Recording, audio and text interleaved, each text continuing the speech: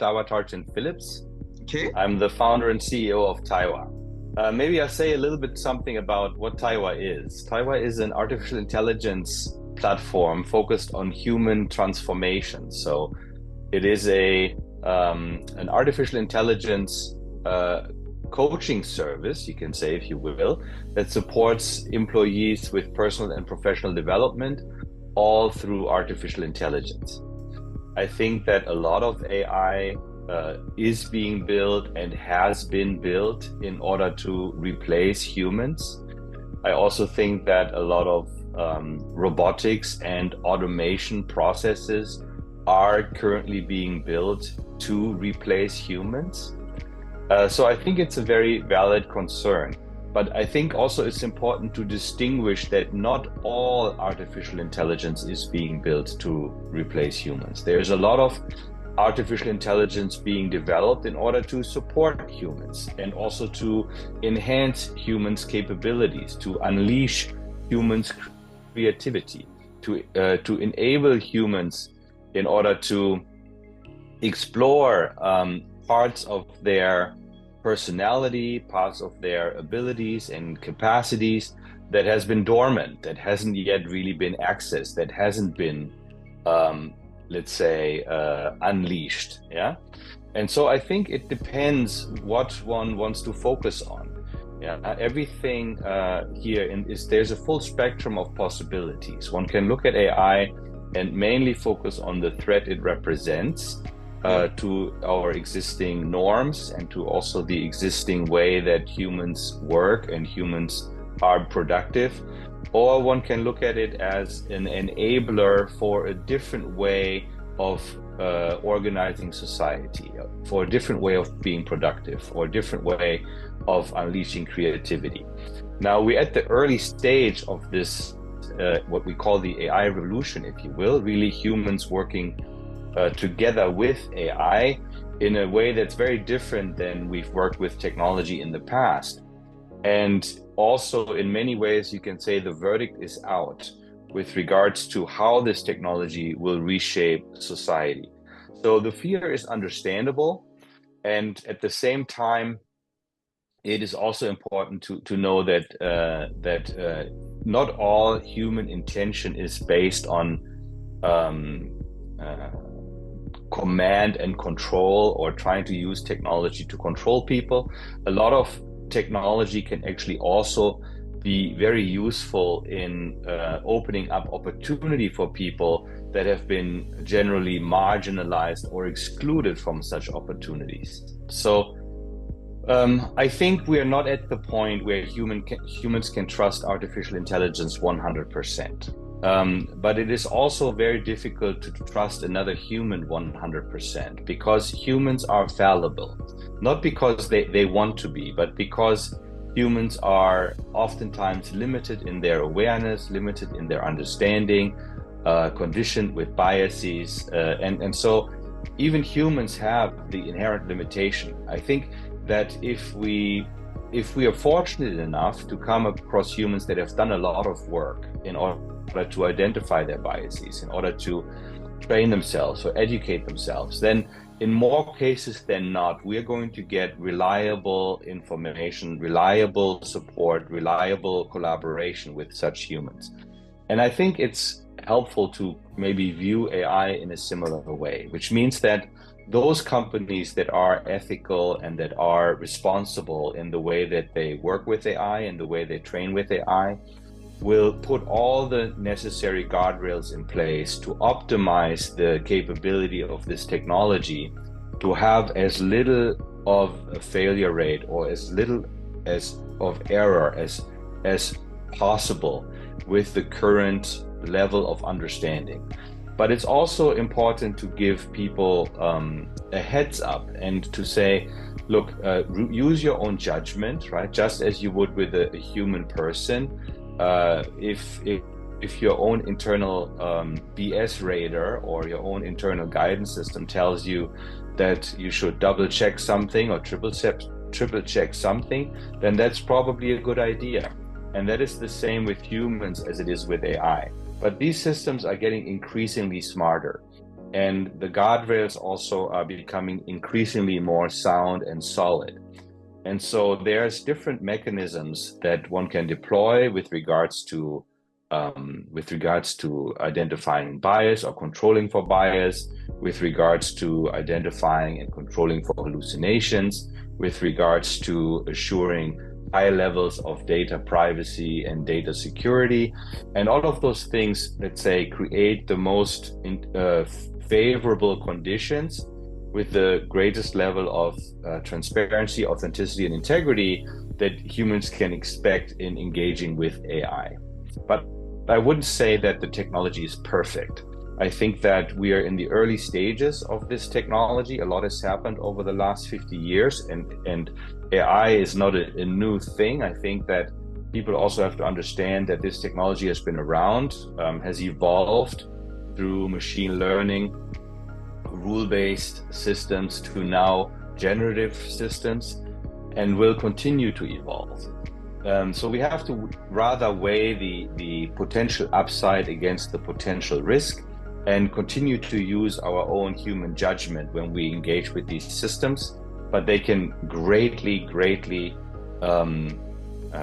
enhance, if you will, our capability and our learning and our own transformation. Our system, which specifically focuses on human development, so it's a system developed to support people in their personal and professional growth inside of organizations. And we focus on a few important things. We focus on very robust and diverse data sets, which allow us to control for the risk of having bias or lack of diversity in our original data sets. We also have systems for continuous monitoring and updating. So this allows us to spot any kind of challenge within our operational databases or within our operational technology early and to correct for those. We also have transparency and user feedback, which means that there is a continuous feedback loop that comes from the users themselves, who are able to provide that feedback on an ongoing basis to our team. And then we have expert oversight, so what we call reinforced learning with human feedback, both in terms of subject matter expertise, in terms of monitoring our algorithms, as well as diversity and inclusion, meaning aspects of controlling for bias, as well as responsible and ethical use of artificial intelligence. So this allows us to both control at the origin, when we are originally building and training our technology, during the deployment, as we are actually actively releasing the AI for the purpose of assisting people in their transformation, and finally having a close feedback loop and getting the feedback from the users themselves and correcting for any let's say unusual or suspicious activity that might result as part of the deployment. And this allows us to have a very profound and actually also very tight 360 process of developing a quality product, which is very important for us because we're dealing with developing people. To give you some specific examples, Taiwa deals with personal and professional development. When you look at personal development, then usually people are facing problems in different areas of their lives. These can be relational problems. So in this case, AI can help a person work through difficult conversations. I can role play with the AI and go through different scenarios of how I might address this or that scenario. I can also prepare for a meeting or an interview or a conversation with a friend or a partner or a spouse, in order to see whether or not there might be a better way for me to make my point, or a more compassionate or empathetic way to respond to a difficult situation. Then there are other areas like developing a better understanding maybe of how to take care of my body or of my mind, how to do maybe better emotional maintenance, or also find healthier nutrition or a better way to exercise. Then there can be ways in which I might want to learn different ways of handling my finances. Maybe I'd like to learn more about saving or train in different behavior patterns around where and how I spend my money. So if you look at these three buckets, right, these buckets of human relationships, of human health and well-being, and of human finances, then you already identify three areas where a lot of people experience a lot of stress and would appreciate working with someone that has experience or insight or is well informed in order to improve their behaviors. And at the same time, it's difficult to find professional coaches and it can be expensive. And so what we are thinking and what we are solving for is the ability for people to access professional coaching, well-informed professional coaching that is not the same as legal advice, financial advice, or medical advice, but that can still up-level the level of literacy that a person has around critical areas in their life, and therefore can support them with professional coaching at a fraction of the cost.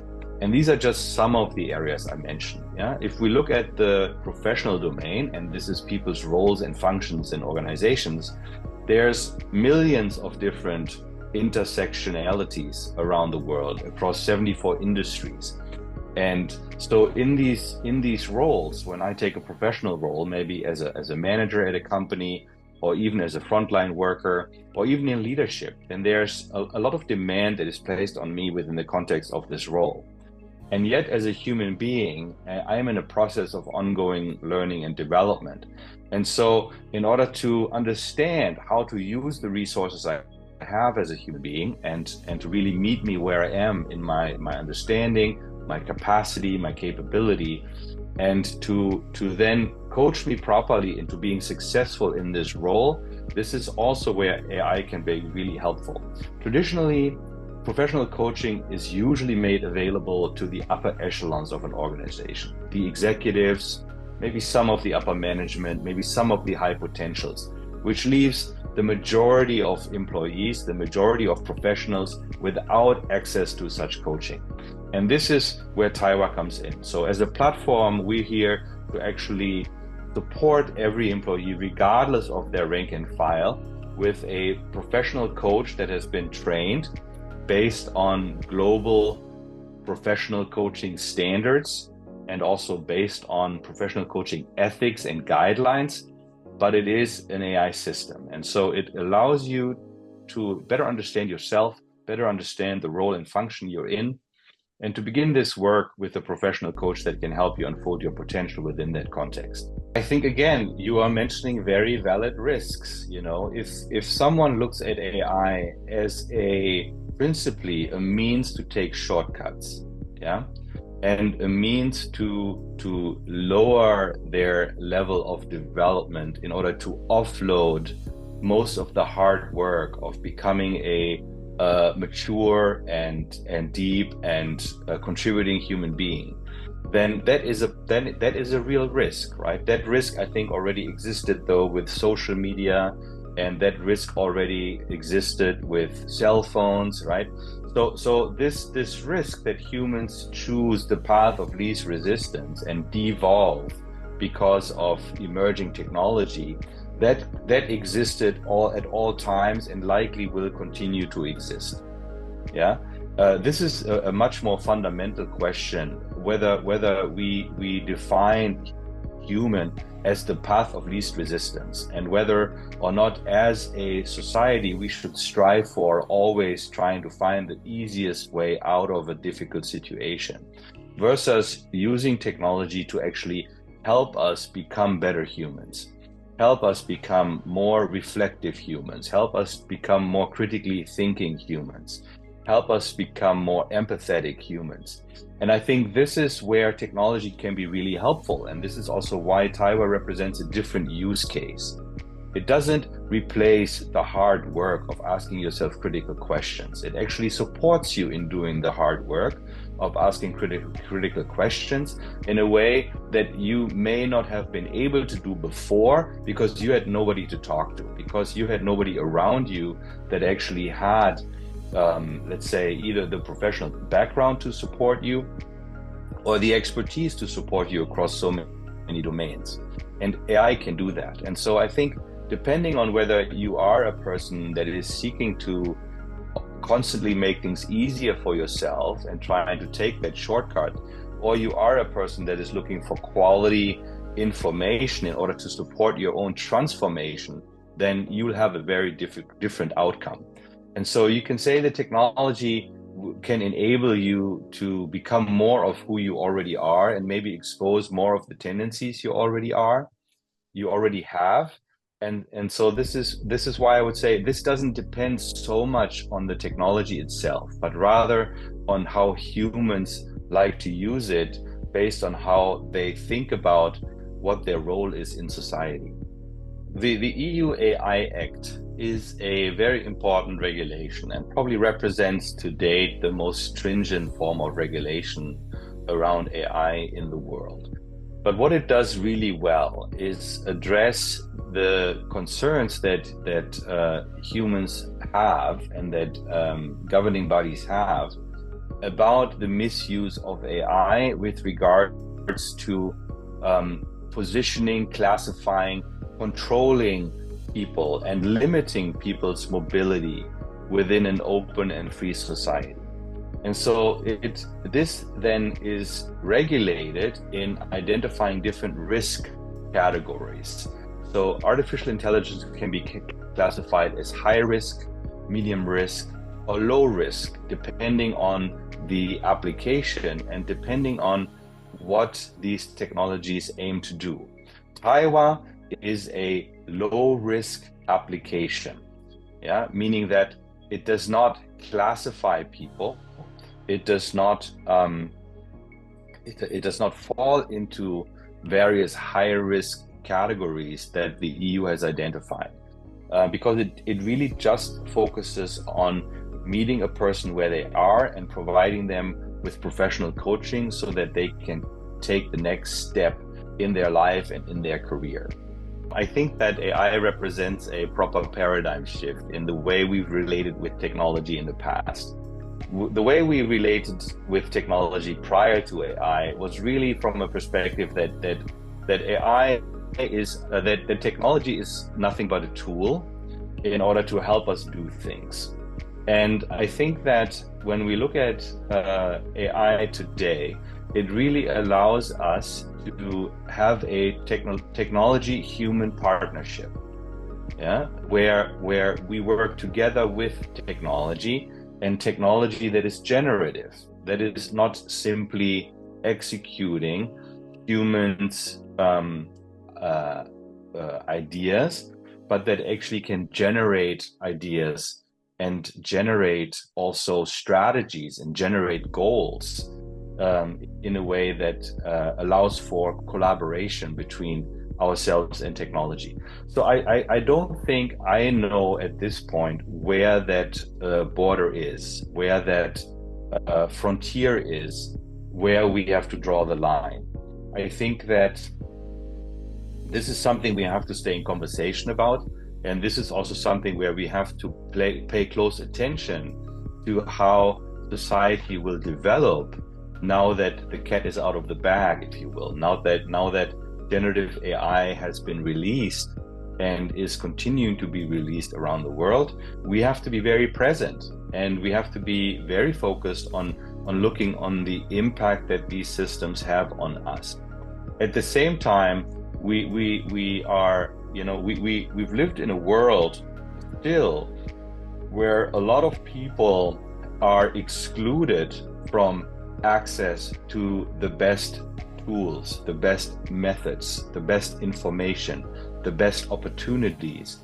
And so AI in that regard can also be a great equalizer, helping us further democratize access to opportunity around the world.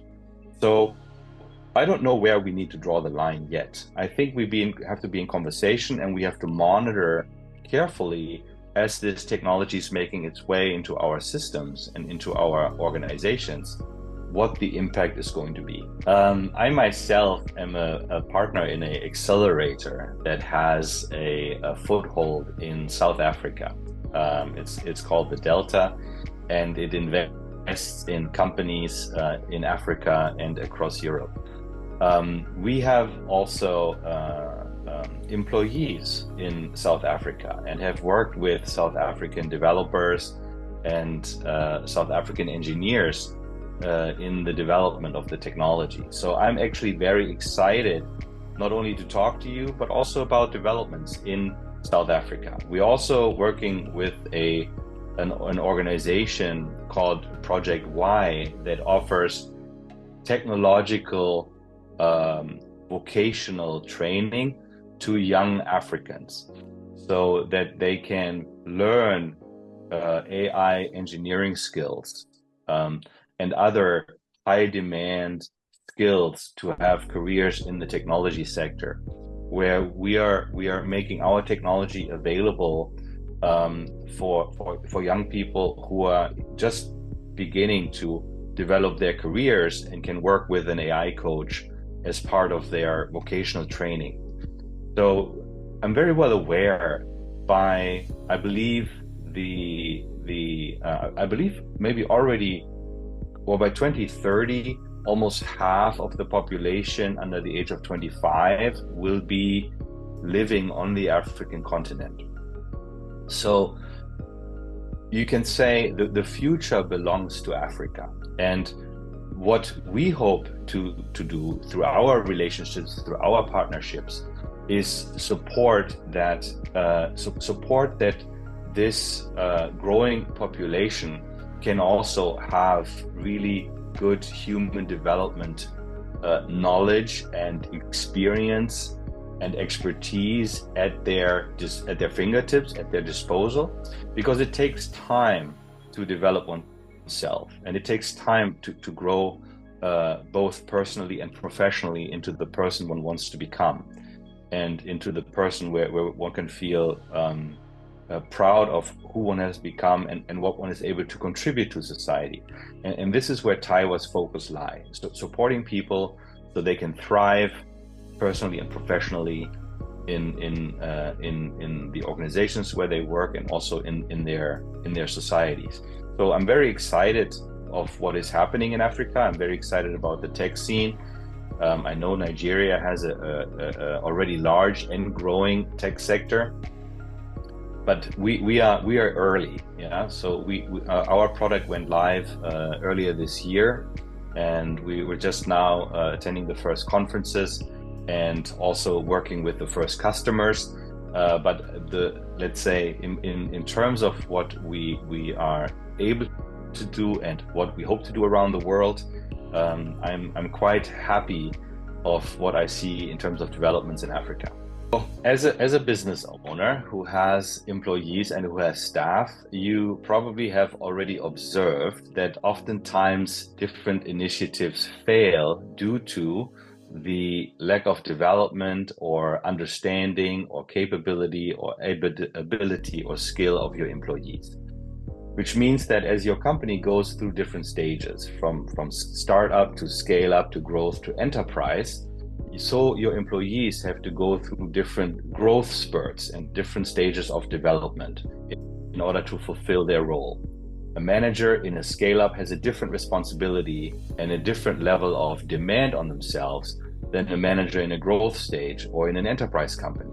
Meaning, as organizations, as companies grow, so their people need to grow.